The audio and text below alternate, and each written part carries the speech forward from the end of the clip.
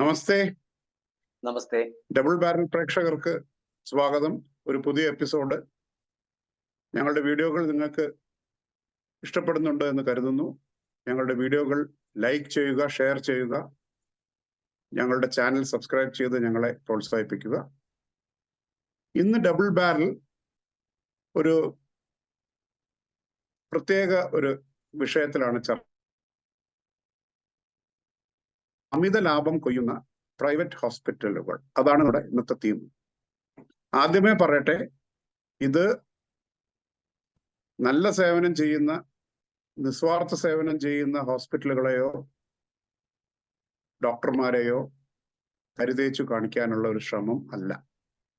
പക്ഷേ എല്ലാ പ്രൊഫഷനിലും എന്ന പോലെ ഇതിനിടയിലും കുറച്ച് ബ്ലാക്ക് ഷീപ്പ് എന്ന് വിളിക്കാവുന്ന സ്ഥാപനങ്ങളും വ്യക്തികളും ഉണ്ട്. അതൊരു സത്യമാണ്. അപ്പോ ഇത് തുടങ്ങുന്ന ഞാനൊരു 2-3 ഇൻസിഡൻസ് പറയാം. ഒന്ന്, ന്യൂ ഇന്ത്യൻ എക്സ്പ്രസ്സിൽ ഒരു 10-12 വർഷം മുമ്പ് ഒരു സീരീസ് വന്നിരുന്നു ഈ ഹോസ്പിറ്റലുകളെ പറ്റി. അതിൽ വന്ന ഒരു സംഗതി എന്താ, അത് ചെയ്തത് അന്നത്തെ അതിന്റെ ഡെപ്യൂട്ടി റെസിഡന്റ് എഡിറ്റർ ആയിരുന്ന ശ്രീ ശങ്കർ ആയിരുന്നു. അതിൽ ഒരു റിപ്പോർട്ട് പ്രത്യേകം ജനശ്രദ്ധ ആകർഷിച്ചിരുന്നു. അതായത് ഒരു ലീഡിങ് കോർപ്പറേറ്റ് ഹോസ്പിറ്റൽ, അവര് എല്ലാ ബില്ലും എല്ലാം കൊടുത്തപ്പോ ഒരു പ്രോസ്ട്രേറ്റ് എന്തൊക്കെയോ ടെസ്റ്റിന് വേണ്ടിയിട്ട് ഒരു വലിയൊരു സംഖ്യ ഇട്ടിട്ടുണ്ട്. പക്ഷെ ഏറ്റവും തമാശ എന്താ വെച്ചാല്, പേഷ്യന്റ് ഒരു സ്ത്രീയാണ്. പുരുഷന്മാർക്ക് മാത്രമുള്ള ഒരു അവയവമാണ് പ്രോസ്റ്റേറ്റ്. അത് അന്നായിരുന്നു ശരിക്കും പറയുകയാണെങ്കിൽ സാധാരണക്കാരന്റെ കണ്ണ് തുറപ്പിക്കുന്ന ഒരു സംഗതിയായിരുന്നു. കാരണം എത്ര ഭീകരമാണ് ഈ ബില്ലിംഗ് എന്നുള്ളത്. പിന്നെ വേറൊരു ഇൻസിഡന്റ്, അതും ഒരു ലീഡിങ് കോർപ്പറേറ്റ് ഹോസ്പിറ്റൽ. അവിടുത്തെ മാനേജ്മെന്റ്, അവിടുത്തെ ഒരു മിടുക്കനായിട്ടുള്ള ഒരു ഡോക്ടർ, അദ്ദേഹം ഈ പുതിയ ഹോസ്പിറ്റൽസ് ലോഞ്ച് ചെയ്യുന്നതിലും മെഡിക്കൽ എക്യുപ്മെന്റ് നല്ലത് കണ്ടെത്തി ന്യായമായ വിലയ്ക്ക് വാങ്ങാൻ നല്ല മിടുക്കുള്ള ഒരു ഡോക്ടറാണ്. അദ്ദേഹത്തെ അവർ ജർമ്മനിയിലേക്ക് അയച്ചു. ജർമ്മനിയിലേക്ക് അയച്ചിട്ട് അവിടെ പോയി ഒരു 5 കോടിയോ 6 കോടിയോ അവർ പ്രൈസ് പറയുന്ന സംഗതി, ഇദ്ദേഹം ഒരു 3-3.5 കോടിക്ക് അത് ഒരു പ്രൈസ് ഫിക്സ് ചെയ്ത് എല്ലാം അതിന്റെ എല്ലാ ഇതും ഗുണനിലവാരം എല്ലാം ഉറപ്പുവരുത്തി, ആഫ്റ്റർ സെയിൽ സർവീസ് കാര്യങ്ങളെല്ലാം ഉണ്ടെന്ന് ഉറപ്പുവരുത്തി തിരിച്ചു വന്ന് പ്രപ്പോസല് മാനേജ്മെന്റിന് കൊടുക്കുന്നു. മാസം 1 കഴിയുന്നു, 2 മാസം ആവാറായപ്പോൾ ഇദ്ദേഹം ഒന്ന് അന്വേഷിച്ചു, ഇതെന്തു പറ്റി? ഞാൻ അതുവരെ എന്നെ ജർമ്മനിക്ക് അയച്ച് ഈ എക്യുപ്മെന്റ് ഞാൻ പോയിട്ട് നെഗോഷിയേറ്റ് ചെയ്ത്, അപ്പൊ ആരും ശരിക്കുള്ള അതില്ല, അത് ചെയർമാന്റെ ഓഫീസിലാണ് എന്നാണ് ഉത്തരം കിട്ടിയത്. അപ്പൊ ഇദ്ദേഹം ഒന്നുകൂടി അന്വേഷിച്ചപ്പോൾ ആരും ഒന്നും മിണ്ടുന്നില്ല. അപ്പൊ ഇദ്ദേഹത്തിന് മനസ്സിലായി ഇത് എന്തോ പ്രശ്നമുണ്ടെന്ന്. അങ്ങേരെ ഞെട്ടിച്ച സംഗതി എന്തായിരുന്നു എന്ന് വെച്ചാല്, ഇതേ മാനേജ്മെന്റ് ആ കമ്പനിയെ നേരിട്ട് അപ്രോച്ച് ചെയ്തിട്ട് അവരാദ്യം പറഞ്ഞ വിലയ്ക്ക് ആ എക്യുപ്മെന്റ് എടുത്തോളാം, അതിന് പകരമായിട്ട് ചെയർമാന്റെ സ്വിസ് ബാങ്ക് അക്കൗണ്ടിലേക്ക് 1 കോടി ഉറുപ്പിക നിക്ഷേപിക്കണം എന്നായിരുന്നു ഡിമാൻഡ്. ജർമ്മൻ കമ്പനിയാണ്, അവർ പ്രൊഫഷണൽസ് ആണ്, അവരത് ചെയ്യാൻ പറ്റില്ല എന്നുള്ളത്. ഇവർ ആ എക്യുപ്മെന്റ് വാങ്ങിയില്ല. ചുരുക്കം പറയാണ്, ഇയാളെ ഇത്രയും മെനക്കെട്ട് അയച്ച് എല്ലാം ചെയ്തിട്ട്. ഇത് അതിന്റെ വേറൊരു വശം. പിന്നെ നമ്മൾ പലർക്കും ഉള്ള മാതിരി തന്നെ വേറൊരു നഗരത്തിൽ സംഭവിച്ചൊരു സംഗതി. അന്ന് അയാളുടെ അമ്മയ്ക്ക് 72 വയസ്സായിരുന്നു. അവർക്ക് എന്തോ ഒരു അസ്വാസ്ഥ്യം തോന്നിയപ്പോൾ ഹോസ്പിറ്റലിൽ കൊണ്ടുപോകുന്നു, എന്തൊക്കെയോ ചെക്കപ്പ് എന്തൊക്കെയോ ചെയ്യുന്നു, എന്തൊക്കെയോ ടെസ്റ്റ് ഒക്കെ ചെയ്യുന്നു. അത് കഴിഞ്ഞിട്ട് അവിടുന്ന് പറയുന്നു, ഉടനെ നിങ്ങളെ ബ്ലോക്ക് ഉണ്ട്, നിങ്ങൾക്ക് ഉടനെ ഒരു ഹൃദയ ശസ്ത്രക്രിയ അനിവാര്യമാണ് എന്ന് പറയും. ആ സ്ത്രീ പക്ഷെ അവർക്ക് ഈ മരുന്നും ഒക്കെ ഇഞ്ചക്ഷൻ എന്തൊക്കെയോ കൊടുത്തപ്പോ എന്തോ ഒരു സുഖം തോന്നിയപ്പോ മകനോട് കണ്ണുകൊണ്ട് കാണിച്ചു, എനിക്ക് വീട്ടിൽ പോകണം. ഇന്ന് ആ അമ്മയ്ക്ക് 82 വയസ്സാണ്. ഒരു ഹൃദയരോഗ സംബന്ധമായ മരുന്നും കഴിക്കാതെ അവര് മക്കളുടെയും പേരമക്കളുടെയും കൂടെ സന്തോഷത്തോടെ ജീവിക്കുന്നു. ഇത് അവരുടെ മാത്രം അനുഭവമല്ല. ഇതുപോലെയുള്ള അനുഭവങ്ങൾ പലർക്കും ഉണ്ടായിട്ടുണ്ടാകാം. എന്താണ് കാരണമെന്ന് പ്രത്യേകിച്ച് ഞാൻ പറയേണ്ട ആവശ്യമില്ല. അപ്പോ ഇതിന് നമുക്ക് എന്താണ് ഇതിന്റെ ഒരു കാരണം എന്നുള്ളതിലൊന്ന് ജസ്റ്റ് ഒന്ന് നോക്കാം. ഈ കോർപ്പറേറ്റ് ഹോസ്പിറ്റലുകൾ ശരിക്കും സ്റ്റാർ ഹോട്ടൽ കൾച്ചർ ആണ്. ഈ സീസൺ ആകുമ്പോൾ ഈ റേറ്റ് കൂടുന്ന പോലെ ഇവരെപ്പോഴും റൂം റെന്റ് കൂട്ടിവെക്കും. നമ്മൾ അവിടെ ചെന്ന് നമ്മുടെ ആ ഒരു ഗതികേട് കൊണ്ട് അഡ്മിറ്റായി റൂം എടുക്കേണ്ട ഒരു സിറ്റുവേഷൻ വരുമ്പോൾ ഡീലക്സ് റൂമേ അവൈലബിൾ ഉള്ളൂ എന്നൊക്കെ പറഞ്ഞ് ഏറ്റവും നല്ല റൂം ഭയങ്കര റേറ്റ് കൂടിയ റൂം ഓവർ പ്രൈസ്ഡ് ആയിട്ട് അത് ഇതാണ്. പിന്നെ ആ ഹോസ്പിറ്റലിൽ പേഷ്യന്റ് എത്ര കാലം തങ്ങണമോ ആ സമയത്ത് മുഴുവൻ സാധാരണ ഒരു സിറിഞ്ച് മുതൽ എല്ലാ മരുന്ന്, ഇനി അതല്ല വലിയ ശസ്ത്രക്രിയയാണെങ്കിൽ അതിന് വേണ്ടി വരുന്ന എക്യുപ്മെന്റോ അല്ലെങ്കിൽ ഈ ഗ്ലൗസ് പോലെയുള്ള സാധനങ്ങളോ, നമ്മളിപ്പോൾ ഒരു ശസ്ത്രക്രിയൊക്കെ ആണെങ്കിൽ കുറെ സാധനങ്ങൾ വേണം, ഈ മെഡിക്കൽ സപ്ലൈസ്, ഇതെല്ലാം നമ്മൾ പുറമെ ഒരു മെഡിക്കൽ ഷോപ്പിൽ കിട്ടുന്ന ആ വിലയെക്കാളും അതിൽ തന്നെ ശരിക്കും ഒരു മാർജിൻ വെച്ചിട്ടാണ്, അതിലും കൂട്ടി ഒരു അന്യായമായ വിലയ്ക്കാണ് ഓരോ സാധനങ്ങളും ബാക്കിയുള്ള മെഡിക്കൽ സപ്ലൈസ് ആവട്ടെ ഇതിനെല്ലാം ഒരു ഭയങ്കര മാർജിൻ ഇട്ടിട്ടാണ് അത് ചെയ്യുന്നത്. ഇതിൽ ഒരു കോക്കസ് ഉണ്ട്. അതായത് ഫാർമ കമ്പനികളും കോർപ്പറേറ്റ് ഹോസ്പിറ്റൽസും കൂടി ഈ ഗവൺമെന്റ് ചില MRP റെസ്ട്രിക്ഷൻസ്, MRP ഇത്രയെന്നൊക്കെ എല്ലാം വെക്കാനുള്ള സംവിധാനമൊക്കെ ഉണ്ടെങ്കിലും അതിനെ മറികടന്നുകൊണ്ട് ഈ MRP റിവൈസ് ചെയ്തിട്ട് അതിലാണ് ഇവർ ഇതാക്കുന്നത്. പറയാൻ ഈ കോർപ്പറേറ്റ് ഹോസ്പിറ്റൽസ് ഒക്കെ ബൾക്ക് പർച്ചേസേഴ്സ് ആണ്. ഇപ്പൊ നമ്മുടെ നാട്ടിലെ പല ഈ സന്നദ്ധ സംഘടനകളും ഹോൾസെയിൽ റേറ്റിന് മരുന്ന് എടുത്തിട്ട് വളരെ മാർജിൻ ഇല്ലാതെയോ അല്ലെങ്കിൽ വളരെ ചെറിയൊരു മാർജിൻ കൊടുക്കുമ്പോൾ 60 രൂപ ഒരു കാര്യങ്ങൾ നമുക്കറിയാം. അപ്പൊ അതുപോലെ ഭീകരമായ മാർജിൻ ഇവർ ഹോസ്പിറ്റൽ ആകുമ്പോഴേക്കും ഈ ടെസ്റ്റ്, സ്കാന് ഇങ്ങനെയുള്ളതിൽ അതിൽ വീണ്ടും ഒരു മാർജിൻ എടുത്തിട്ടാണ് അത് ചെയ്യുന്നത്. അപ്പൊ ഇതൊക്കെയാണ് ഇതിന്റെ ബേസിക് ആയിട്ടുള്ള പ്രശ്നങ്ങൾ. പിന്നെ ഹോസ്പിറ്റലുകളിൽ ഒരു ഡോക്ടറെ എടുക്കുന്നു, നല്ലൊരു ശമ്പളത്തിൽ എടുക്കുന്നു, ടാർഗറ്റ്സ് ഉണ്ട് എന്നുള്ളത് അത് പരസ്യമായിട്ടുള്ളൊരു രഹസ്യമാണ്. അപ്പോ ഈ വരുന്ന പേഷ്യൻസിനെ ആവശ്യമില്ലാത്ത ടെസ്റ്റുകൾക്ക് വിധേയമാക്കുന്നു. പിന്നെ അതുപോലെ വേറെ വല്ല പ്രൊസീജിയേഴ്സ്, ആ പ്രൊസീജിയർ എന്ന് പറഞ്ഞിട്ട് ഹോസ്പിറ്റൽ സ്റ്റേ, ചിലപ്പോൾ അഡ്മിഷൻ പോലും വേണ്ടാത്ത പേഷ്യന്റിനെ ശരിക്കും പ്രശ്നത്തിലാക്കുന്നു. ഇതാണ് നമ്മുടെ ഇന്നത്തെ ഈ ടോപ്പിക്കിന്റെ ഇതിന്റെ ഒരു ജിസ്റ്റ് എന്ന് പറയുന്നത് ഇതാണ്. മധുസൂദൻ എന്ത് പറയും? ശരിക്കും പറഞ്ഞാല് 2 തരം ആൾക്കാരാണ് ആ വിഭാഗത്തിലുള്ളത്. ഒന്ന്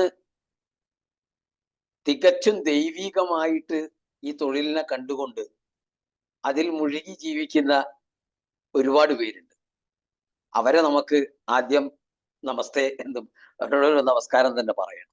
കാരണം അവര് ചെയ്യുന്ന ജോലിയോട്, നമ്മളെ കോഴിക്കോട് തന്നെ ഉണ്ട്, എനിക്ക് പരിചയമുള്ള ഡോക്ടർമാരെ പേരൊന്നും പറയാനില്ലാത്തതുകൊണ്ട് പറയുന്നില്ല. വളരെ മെഡിക്കൽ കോളേജിലെ വളരെ സീനിയർ ആയിട്ട് ഡോക്ടറൊക്കെ, അയാൾ ഇന്നും ആ മെഡിക്കൽ കോളേജിൽ ജോലി ചെയ്തതല്ലാതെ വേറൊരു ജോലിക്ക് അയാൾ പോയിട്ടില്ല.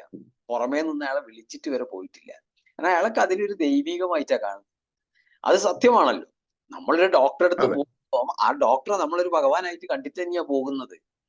നമ്മളെ ആകെ ടെൻഷനിൽ പോയിട്ട് അദ്ദേഹത്തിന്റെ വായിൽ നിന്ന് വരുന്ന നമ്മളെ പറ്റിയിട്ടുള്ള ഡയഗ്നോസിസ് ആണ് നമ്മൾ അത് ചിന്തിച്ചിട്ട് ബേജാറായിട്ട് പോകുന്ന ഒരു സ്ഥിതിവിശേഷമാണ് എപ്പോഴും അവിടെ. അപ്പൊ അതിനെ അങ്ങനെ തന്നെ കാണുന്ന ഒരു വലിയ വിഭാഗമുണ്ട്. ആ വലിയ വിഭാഗത്തിനെ നമ്മൾ എന്നും ബഹുമാനിക്കുന്നു. പക്ഷേ അത്ര തന്നെ അതിൽ മേലെ കാണുന്ന ഒരു വിഭാഗമാണ് ശരിക്കു പറഞ്ഞാൽ ഒരു കൊള്ള തന്നെ ചെയ്യുന്ന ഒരു വിഭാഗം എന്ന് പറയാം.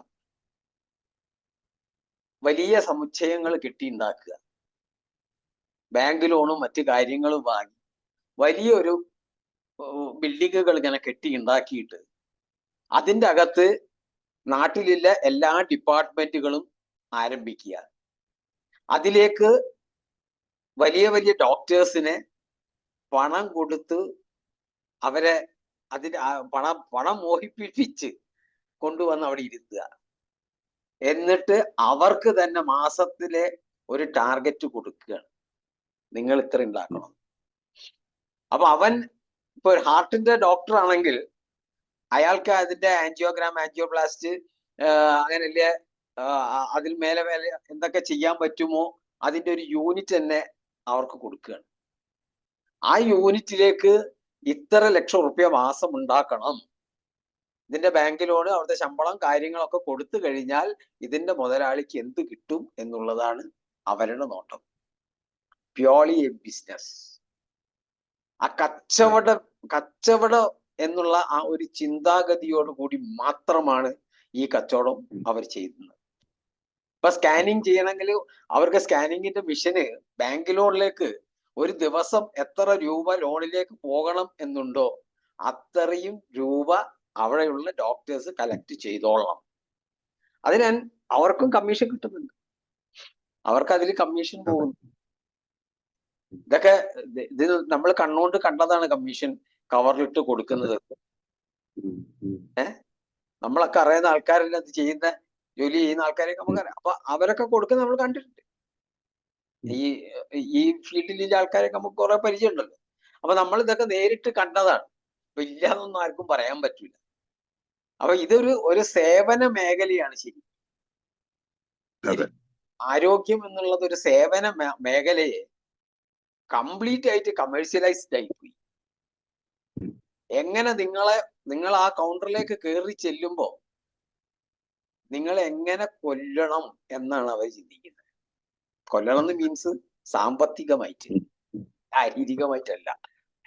അവിടുന്ന് പിന്നെ നിങ്ങൾക്ക് എന്ത് സംഭവിക്കുന്നോ അതൊന്നും അവർക്കൊരു പ്രശ്നമല്ല. നിങ്ങൾ എവിടുന്ന് ഈ പണം ഉണ്ടാക്കുന്നു, നിങ്ങളെ പൊന്നു എന്തെങ്കിലും കെട്ടുതാലി വരെ നിങ്ങൾ അയച്ച് ഏതെങ്കിലും ബാങ്കിൽ വെച്ചിട്ടായിരിക്കും ചിലപ്പോ അവിടെ വരുന്നുണ്ടാകുക. അല്ലെങ്കിൽ ഇവിടുത്തെ ബില്ല് കണ്ട് ഞെട്ടിയിട്ട് ഇത് ഊരിയിട്ട് വല്ല ബാങ്കിലേക്ക് ഓടേണ്ട ഒരു ഗതികേടിലേക്കൊക്കെയാണ് നമ്മുടെ പല ജനങ്ങളും. അങ്ങനെ നമ്മൾ ഒരുപാട് കാണുന്നുണ്ട്. ഇല്ലെങ്കിൽ ഒരുപാട് ആൾക്കാർ ഇതിനൊരു കളക്ഷൻ ഒക്കെ എടുത്തിട്ട് ഇത് കൊടുക്കേണ്ടി വരുന്നുണ്ട്. അങ്ങനെയുള്ള ഒരു വല്ലാത്ത ഒരു സിറ്റുവേഷനാണ്. ഞാൻ തന്നെ കണ്ട ഒരു അനുഭവം ഉണ്ട്. നമ്മുടെ കോഴിക്കോടിലൊരു വലിയൊരു ആശുപത്രി, അവിടെ കൊണ്ടുപോയി ഒരാളെ കിടത്തും. അയാൾക്ക് ഒരു സ്ട്രോക്ക് വന്നു. സ്ട്രോക്ക് വന്ന് നമ്മളൊക്കെ അറിയുന്ന ഡോക്ടറാണ്, ഞാനും അറിയാം, നിങ്ങൾക്കും അറിയാം. ഇന്നൊരു ഡോക്ടർ ചികിത്സിച്ചു, നോക്കി. ഡോക്ടർ പറഞ്ഞ് പിന്നെ സ്കാൻ ചെയ്യണം. സ്കാനിങ്ങിന് വേണ്ടി താഴത്തേക്ക് സ്കാനിങ് സെന്ററിലേക്ക് കൊണ്ടുപോയി. ഈ സ്കാൻ ചെയ്യാൻ കൊണ്ടുപോയ ഉടനെ അവിടുന്ന് നമ്മളോട് ചോദിക്കുകയാണ്, ഇതിനെ പറ്റിയിട്ട് യാതൊരു ടെക്നിക്കലി അറിയാത്ത നമ്മളോട് ചോദിക്കുകയാണ്, പിന്നെ ഓർഡിനറി ഇത് ഡൈ കയറ്റണോ, കളറ് വേണോ, അല്ലെങ്കിൽ മൾട്ടി കളർ വേണോ എന്നൊക്കെ പറഞ്ഞിട്ട്. ഇതിട്ട് സിനിമയാണല്ലോ മൾട്ടി കളറൊക്കെ എടുക്കാൻ. തലച്ചോറിന്റെ ഫോട്ടോ എടുക്കാനാണ് ഈ 3 സാധനവും വേണോന്ന് ചോദിക്കുന്നത്. അപ്പം ഞാനും ഉണ്ട് കൂടെ. അപ്പൊ ഞാൻ ചോദിച്ചത് അപ്പൊ എന്താ ഇതിന്റെ സ്ഥിതി ചോദിച്ചു. അങ്ങനെ ഞാൻ അവസാനം അവിടുന്ന് ഡോക്ടറെ കണക്ട് ചെയ്യാം. ഡോക്ടറെ കണക്ട് ചെയ്ത് ഡോക്ടറോട് ചോദിച്ച്, അല്ല ഇത് ഇങ്ങനെയൊക്കെയാണ് പറയുന്നത്, എന്താ ചെയ്യേണ്ടത്? ഓരങ്ങനെയൊക്കെ പറയും. ഈ ഏറ്റവും ആ സാധാ സാധനം ഒരു പറഞ്ഞില്ല, ആദ്യം പറഞ്ഞില്ലേ അത് ചെയ്താൽ മതി. അപ്പൊ ഞാൻ പറഞ്ഞു, ഇവരെ അത് ചെയ്താൽ പറ്റൂല, ഞാനല്ല നോക്കുന്നത്, നീ എന്തിനാ വിചാരം, നീ അത് ചെയ്യുന്നത്. അപ്പൊ ഞാൻ ഇവരോട് പറഞ്ഞ ആ 3000-ന്റെ സാധനം പറഞ്ഞല്ലോ അത് ഇട്ടാൽ മതി എന്നാണ്. മറ്റേനെ 7000, 8000, 10000 ഒക്കെയാണ് ഇങ്ങനെ റേറ്റ് മേലോട്ട് പോവുക. അപ്പൊ ഇതിട്ടാ മതി തരണം. എന്നിട്ട് ആ സാധനം ഉപയോഗിച്ചിട്ട് അയാൾ അത് പിന്നെ ക്ലിയർ ചെയ്തു. അങ്ങനെ വേറെ എന്റെ രസം തരും, 2 ദിവസം ആ ആസ്പത്രി കിടന്നു. 2 ദിവസം കഴിഞ്ഞിട്ട് ഈ ഡോക്ടർ ശബരിമലക്ക് പോവുക. ആ ശബരിമലക്ക് പോകുമ്പോ ഈ കിടക്കുന്ന ആളായിട്ട് ഞാൻ അത്രയും കണക്റ്റഡ് ആയതിനെ കൊണ്ട് എന്നെ വിളിച്ചിട്ട് എന്നോട് ചോദിച്ചു, പേഷ്യന്റ് എന്നോട് വിളിച്ചിട്ട് എന്നോട് പറഞ്ഞ്, ഇങ്ങനെ മധു, ഞാൻ ശബരിമലക്ക് പോവുകയാണ്, അപ്പൊ നീ ഒരു കാര്യം ചെയ്യണം, പേഷ്യന്റിനെ ഇവിടെ നിന്ന് ഡിസ്ചാർജ് ചെയ്ത് പുള്ളിനെ സ്ഥിരമായിട്ട് കാണിക്കുന്ന ഹോസ്പിറ്റൽ ഉണ്ട് എന്ന് നീ പറഞ്ഞല്ലോ, അപ്പൊ അവിടത്തേക്ക് കൊണ്ടുപോയിക്കോളൂ. ഇനി കാര്യമായിട്ടൊന്നും ചെയ്യാനില്ല, കാരണം ഇനി ചെയ്യേണ്ടത് ഫിസിയോതെറാപ്പിയാണ്. ബാക്കിയിൽ അതിന്റെ പ്രാഥമികമായ ചികിത്സകളൊക്കെ കഴിഞ്ഞ് ഇനി ഇത്ര ദിവസം ഈ ഗുളികയൊക്കെ കഴിച്ചു കഴിഞ്ഞിട്ട് ഒരു ഫിസിയോതെറാപ്പി ചെയ്യുമ്പോൾ അയാൾ ഭാഗ്യവാനാണെങ്കിൽ അയാൾക്ക് എണീക്കാം, നടക്കാൻ പറ്റും എന്ന് പറഞ്ഞു. ഏഹ് ഉം.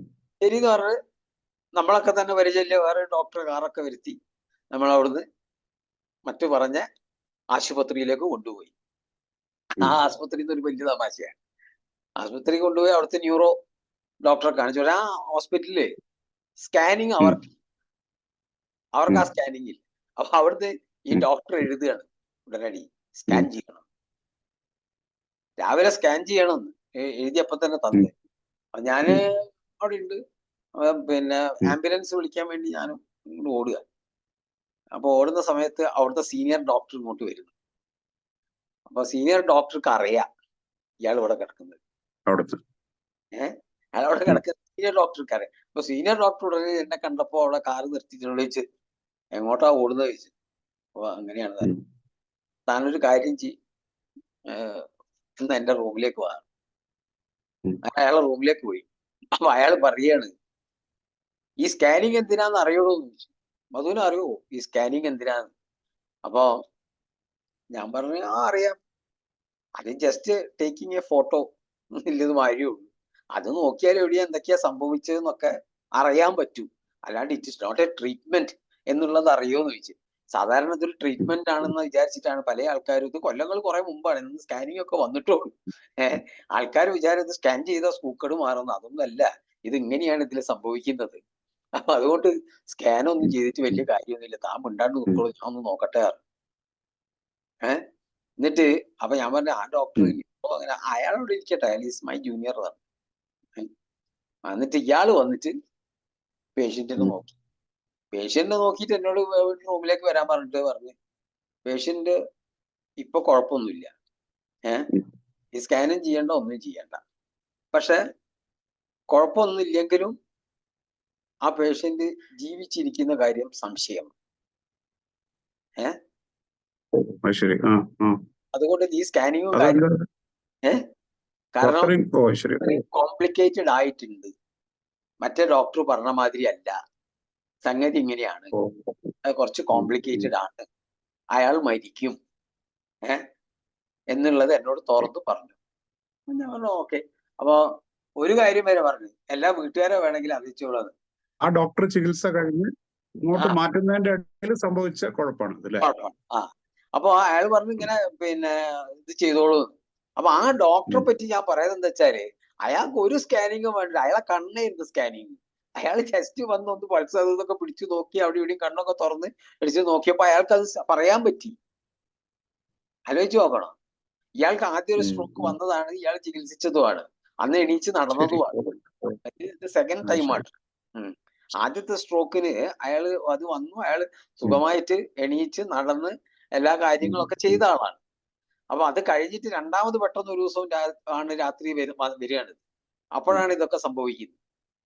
അപ്പൊ ആ ഡോക്ടറെ സംബന്ധിച്ചിടത്തോളം ആ രണ്ട് കണ്ണാണ് സ്കാനിങ്, അയാൾ ഒരു ദൈവം തന്നെയാണ്. അയാൾക്ക് ഏകദേശം മരിക്കുന്ന സമയം വരെ അയാൾ പറഞ്ഞു ഇത്ര മണിക്കൂർ കഴിഞ്ഞാലൊക്കെ അയാൾ വരുമ്പോ മരിച്ചു പോകും. പക്ഷെ മറ്റേ ഡോക്ടറുടെ കാര്യം ആലോചിച്ച് നോക്ക്, മറ്റേ ആള് സ്കാനിങ്ങിന്റെ റിപ്പോർട്ടിന് വേണ്ടി കാത്തിരിക്കുകയാണ്. ഇതൊക്കെയാണ് നമ്മളെ ചെറുപ്പക്കാരായ ഇന്നത്തെ ഡോക്ടർമാരും പഴയ വയസ്സായില്ല ഡോക്ടർമാരും തമ്മിലുള്ള ഒരു വ്യത്യാസം. പിന്നെ ആ ഹോസ്പിറ്റലിൽ ഒരു കാര്യമുണ്ട്, ആ ഹോസ്പിറ്റൽ അങ്ങനത്തെ ഒരു കൊല്ലുന്ന ആസ്പത്രി അല്ല, അതൊരു മിഷണറി ഹോസ്പിറ്റലാണ്. അതുകൊണ്ട് വളരെ വ്യത്യാസം ഉണ്ടാവുമല്ലോ. ഈ പണം ഉണ്ടാക്കണമെന്ന് വിദ്യാർത്ഥി മാത്രമല്ല ആൾക്കാരല്ലല്ലോ. അതുകൊണ്ട് ഇങ്ങനെ ഒരു 100 ഇൻസിഡന്റുകളാണ് നമ്മളെ നാട്ടിൽ നടന്നുകൊണ്ടിരിക്കുന്നത്. ഇത് വല്ലാത്തൊരു ഒരു എന്താ പറയണ്ടത്, ഇതിനെപ്പറ്റി നമ്മൾ പറയുകയാണെങ്കിൽ ഏതൊരു വീട്ടിൽ പോയി കഴിഞ്ഞാൽ ഏതൊരാളോട് ചോദിച്ചു കഴിഞ്ഞാൽ ഒരു 100 അനുഭവങ്ങളായിരിക്കും. അതിൽ പണം എറിഞ്ഞു കൊടുത്ത് വന്നിട്ടുണ്ടാവും. വേറെ ഒന്നുണ്ടായത് നമ്മളെ കോഴിക്കോട് തന്നെ ഉള്ളൊരു ഫേമസ് ഹോസ്പിറ്റലാണ്. ഒരാളെ വെന്റിലേറ്ററിൽ ഇല്ല ആളാ, വെന്റിലേറ്ററിൽ അയാൾ ഇങ്ങനെ ജീവിച്ചുകൊണ്ടിരിക്കുകയാണ് കുറെ ദിവസങ്ങളോളം. അപ്പൊ ഞാനും അവിടുന്ന് ബാംഗ്ലൂരിൽ നിന്നാണ് അവിടെ എത്തി, നമ്മളെ സ്വന്തം ആളായിരുന്നു, അങ്ങനെ അവിടെ എത്തി. അപ്പൊ ഇത് കണ്ട് കഴിഞ്ഞപ്പോ ഏകദേശം പുള്ളി ശ്വാസം മേലോട്ട് വലിക്കും എന്നുള്ള ഇതിൽ നിൽക്കുമ്പോഴും ഇവർ ഈ വെന്റിലേറ്ററിൽ ICUവിൽ കിടത്തി ഡെയിലി വൈകുന്നേരം 1 ലക്ഷം രൂപ ഇങ്ങനെ വാങ്ങിക്കൊണ്ടിരിക്കുകയാണ്. പല മെഡിസിനും ഇവർ അയാളെ പേരിൽ പരീക്ഷിച്ചു കൊണ്ടിരിക്കുകയാണ്. പരീക്ഷണം അങ്ങനെ ഗംഭീരമായി നടക്കുകയാണ്. ഈ വീട്ടുകാർക്ക് പണം ഇല്ലേനെ കൊണ്ട് അവർ പണം ഇങ്ങനെ കെട്ടിക്കൊണ്ടിരിക്കുന്നു. ആരും ചോദിക്കാനില്ല, പറയാനില്ല. എന്നിട്ട് രാവിലെ ഈ പേഷ്യന്റിനെ വന്ന് ICUവിൽ നോക്കിക്കഴിഞ്ഞാൽ പുറത്ത് വന്നിട്ട് ആ വന്ന ഡോക്ടർ നമ്മളെ വിളിക്കും. എന്നിട്ട് എല്ലാ സാധനവും അതിന്റെ ടെക്നിക്കൽ വശങ്ങൾ, അതായത് മെഡിക്കൽ ടേംസ് നമ്മളോട് ഇങ്ങനെ സംസാരിക്കുക. ഇത് സംസാരിച്ചു കഴിഞ്ഞാൽ നമുക്ക് സത്യം പറഞ്ഞിട്ടുണ്ടെങ്കിൽ ഒന്നും മനസ്സിലാവില്ല, ഒരു സംഗതി മനസ്സിലാവില്ല. അവസാനം ഞാൻ ആ ഡോക്ടറോട് തുറന്നു പറഞ്ഞു, നിങ്ങൾ ദയവ് ചെയ്തിട്ട് ഈ മെഡിക്കൽ ടേംസ് ഉപയോഗിച്ചിട്ട് ഞങ്ങളോട് സംസാരിക്കുന്നുണ്ടല്ലോ, പ്ലീസ് സ്റ്റോപ്പ് ഇറ്റ്. പേഷ്യന്റ് രക്ഷപ്പെടുവോ മരിക്കുവോ അയാൾ എണീച്ച് നടക്കുവോ അത് പറയും. അയാൾ വെറുതെ വേണ്ടാത്ത കാര്യങ്ങൾ പറഞ്ഞ ആളെ ഉപദ്രവിക്കരുത് പറഞ്ഞു. അങ്ങനെ അയാൾ നിങ്ങളെന്താ അങ്ങനെ സംസാരിക്കാൻ? പിന്നെ അങ്ങനെ തന്നെ സംസാരിക്കും, ഓപ്പൺ ആയിട്ട് നിങ്ങളോട് കാര്യം പറയുകയാണ്, അങ്ങനെ തന്നെ സംസാരിക്കാൻ പറ്റുള്ളൂ. അല്ലാതെ നിങ്ങൾ പഠിച്ച മെഡിക്കൽ ടേംസിലെ കാര്യങ്ങളൊക്കെ ഞങ്ങളോട് സംസാരിച്ച് ഞങ്ങൾക്ക് എന്താ അതിനെ പറ്റി അറിയാം? ഞങ്ങളിതൊന്നും പഠിച്ചിട്ടിരിക്കുന്ന ആൾക്കാരല്ല. പിന്നെ പ്രത്യേകിച്ചിട്ട് അച്ഛനിങ്ങനെ അവരച്ഛനാണ് എന്റെ കൂടെ ഇല്ലവരെ, അവരെ അച്ഛനെ അങ്ങനെ സംഭവിക്കുകയോ എന്ത് സംഭവിക്കുന്നില്ല വേജാറിലിരിക്കുന്ന ആ കുട്ടികളോടൊക്കെയാണ് നിങ്ങൾ ഇത് പറയുന്നത്. അതുകൊണ്ട് നിങ്ങൾ നിർത്തുക. എന്നിട്ട് ആ സമയം അതിങ്ങനെ പറഞ്ഞു കഴിഞ്ഞ് വീട്ടുകാരെല്ലാം കൂടെ നിശ്ചയിച്ച് അവസാനം വെന്റിലേറ്റർ റിമൂവ് ചെയ്തു. അദ്ദേഹം അപ്പം തന്നെ മരിക്കുന്നു. എത്രയോ ദിവസം ലക്ഷങ്ങൾ വാങ്ങി അവർ കാശുണ്ടാക്കി. അങ്ങനെയുള്ള ഒരു വലിയ ഒരു മാഫിയയാണിത്. ഈ മാഫിയെ എന്ത് ചെയ്യും എന്നുള്ളത് നമുക്ക് പറയാൻ പറ്റില്ല. അവരെങ്ങോട്ട് പോകുന്നു, അവരെ നയം എന്താണെന്നുള്ളത് അറിയില്ല. ഒരു ക്രൂരമായ മനുഷ്യൻ, ഒരു ക്രൂരത വിളിച്ചൊരു മനുഷ്യന്മാര് കാണാൻ ടിപ് ടോപ്പായ വസ്ത്രങ്ങൾ ഇട്ടു എന്നല്ലാതെ അതിലപ്പുറത്തേക്ക് ആ ഒരു മനുഷ്യത്വം തൊട്ട് തീണ്ടാത്ത ഒരാൾക്കാരാണ് അവർ എന്ന് എനിക്ക് പറയാം. അവരങ്ങനെയാണ്. അവരെ ഇനി മാറ്റാനൊന്നും പറ്റൂല. അതിൽ വലിയൊരു മാറ്റമൊക്കെയാണ് ഇന്നത്തെ കേന്ദ്ര സർക്കാർ കൊണ്ടുവന്ന ചില അതൊക്കെ 5 ലക്ഷം റുപ്യയുടെ ഇൻഷുറൻസ് കാര്യങ്ങളൊക്കെ ആയിട്ട് വന്നിട്ടുണ്ട്. അത് നമ്മുടെ കേരളത്തിലൊക്കെ എത്രത്തോളം ഉണ്ടെന്നില്ലത് അറിയില്ല. അതിലൊക്കെ പക്ഷെ അതിലും വലിയ മാത്രമല്ല നരേന്ദ്രമോദി കുറച്ച് പക്ഷെ അതില് ഇനിയും നരേന്ദ്രമോദി ചില ഈ എക്യുപ്മെന്റ് ചിലതിന്റെ ഒക്കെ ഈ ഹാർട്ടിന്റെ സ്റ്റെന്റ്, അതുപോലെ ഈ മറ്റേ വാൾവിന്റെ മറ്റേ റിപ്ലേസ്മെന്റ് ഉണ്ടെങ്കിൽ അതിന്റെ പ്രൈസ് അതിനെല്ലാം ഒരു ക്യാപ്പ് ചെയ്തിട്ടുണ്ട്. അതൊരു ചെറിയൊരു ആശ്വാസമാണ്. അത് മാത്രമല്ല അതുപോലെ പലതും അങ്ങനെ പറഞ്ഞോളൂ. അപ്പൊ അതേമാതിരി അതിനൊക്കെ ഞാനും ഒരു പിന്നെ ഈ കേന്ദ്ര ഗവൺമെന്റിന്റെ ആനുകൂല്യം അനുഭവിക്കുന്ന ഒരാളാണ്. കാരണം ഞാനും ഒരുപാട് പ്രശ്നങ്ങൾ എനിക്കുണ്ട്. അതായത് ജീവിതശൈലി രോഗങ്ങൾ, BP, പ്രഷർ, ഹൃദയ സംബന്ധമായ പ്രശ്നങ്ങളൊക്കെ ഉണ്ട് എനിക്ക്. ഞാൻ ഈ ആൻജിയോപ്ലാസ്റ്റ് ഒക്കെ ചെയ്ത ഒരാളാണ്. അപ്പം അതിനുശേഷം കഴിക്കുന്ന മരുന്നിന് ഏകദേശം 2-3000 രൂപ വരും ഒരു മാസം കഴിക്കാൻ. നമ്മൾ സ്ഥിരം കഴിക്കുന്ന മരുന്നിന് ഒന്നിന് 30 റുപ്യ, ഒന്നിന് 40 റുപ്യ എന്നൊക്കെ പറഞ്ഞിട്ട് ഓരോ ഗുളികകളുണ്ട്. ഇതൊക്കെ കൂടി കഴിച്ചുണ്ടാക്കുമ്പോഴേക്ക് പിന്നെ ഏകദേശം നമുക്കൊരു മാസം ഒരു 3000 രൂപ ഉറപ്പാണ്. അത് ഇന്ന് നരേന്ദ്രമോദിയെ കൊണ്ട് വെറും 700 റുപ്യൊക്കെ എനിക്ക് മാസം ഉപയോഗിക്കാൻ പറ്റുന്നുണ്ട്. അത് എല്ലാ മാസം ഞാനിപ്പോ ഒരു 4-5 വർഷമായിട്ട് ഇത് ഉപയോഗിക്കുന്നു. ഇതുവരെ എങ്ങനെ ചത്തിട്ടില്ല, എങ്ങനെ ഉണ്ട്, പ്രശ്നമൊന്നുമില്ല. പക്ഷേ ഈ ജനൌഷധി അതെ, അവിടെ ഈ മരുന്ന് വാങ്ങിയിട്ട് നമ്മളൊരു ഡോക്ടറെ അടുത്ത് പോയിട്ട് ഈ മരുന്നാ കഴിക്കുന്നത് എന്ന് പറഞ്ഞാൽ അവരപ്പോ പറയും നിങ്ങളെ കാര്യം പോക്കാന്ന്. നടക്കൂലെന്നറിയാം. ഇറ്റ്സ് നോട്ട് ഗുഡ്, അത് കഴിക്കരുത്, അത് നിർത്തണം ഉടനടി. നിങ്ങളെ സൂക്കേടിൽ നിന്ന് നിങ്ങൾ രക്ഷപ്പെടണമെങ്കിൽ നിങ്ങൾ ഉടനടി നിർത്തണം എന്ന് അവർ പറയും. അങ്ങനെ സെയിം ജനറിക് മെഡിസിൻ പക്ഷേ വേറെ കമ്പനിയുടെ അല്ലേ? കമ്പനി ക്വാളിറ്റി ആസ്പെക്ട്സ് ഒക്കെ ആയിരിക്കും പറയുന്നത്. എന്ത് ക്വാളിറ്റി ആസ്പെക്ട്? ഞാൻ എപ്പോഴും എനിക്ക് എന്റെ BP ലേശം കുറവാണെന്നേ, കൂടുതലില്ല. അവിടെ കിട്ടുന്ന നല്ല കമ്പനിയുടെ മരുന്നുകൾ തന്നെയാണ്. എന്റെ ഷുഗർ നോർമൽ ആണ്, ഒരു പ്രശ്നവുമില്ല. ഇടക്ക് കൂടും. ഞാൻ നല്ലോണം പായസം എടുത്ത് കുടിച്ചിട്ട് ഷുഗർ ഒക്കെ ചെയ്താൽ പിന്നെ പറഞ്ഞിട്ട് കാര്യമില്ലല്ലോ. ഡോക്ടറും പറയാൻ പറ്റില്ല, മരുന്നിനും പറ്റില്ല, ഞാൻ തന്നെ നോക്കണം. എന്നിട്ട് പോയിട്ട് ഷുഗർ ഉണ്ടോ നോക്കിയാൽ ഷുഗർ ഉണ്ടാവും. അത് പിന്നെ കുറ്റം പറഞ്ഞിട്ട് കാര്യമൊന്നുമില്ല. അത് നമ്മളെ കാര്യം, നമ്മൾ നോക്കേണ്ട കാര്യം. അപ്പൊ അങ്ങനെയല്ലേ ഓരോ കാര്യങ്ങൾ നോക്കിക്കഴിഞ്ഞാൽ അവിടെയും ഈ ഡോക്ടർമാർക്ക് കിട്ടുന്ന 10 പൈസയാണ് ഇവൻ ആലോചിക്കുന്നത്. ഇവനിത് നമുക്ക് 700-600 കിട്ടി നമ്മൾ ജീവിച്ചു പോകുന്നുണ്ടോ എന്നില്ല ചിന്തിക്കുന്നില്ല. അങ്ങനെയുള്ള ഒരു വല്ലാത്ത മനസ്ഥിതിയാണ് വരുന്നത്. ഇവരെന്ത് മനുഷ്യന്മാരാണെന്ന് മനസ്സിലാവില്ല. അവർക്ക് പണം മാത്രമേ ഉള്ളൂ. അവർ അച്ഛനമ്മേന്റെ അടുത്ത് വരെ വാങ്ങുവാൻ സംശയമുണ്ട്. അത്രയും മോശമായ ഒരു ഒരു വലിയൊരു സമൂഹം തന്നെയാണ്. അത് എന്ത് നമ്മൾ ന്യായീകരിച്ചു കഴിഞ്ഞാലും അങ്ങനെയുണ്ട്.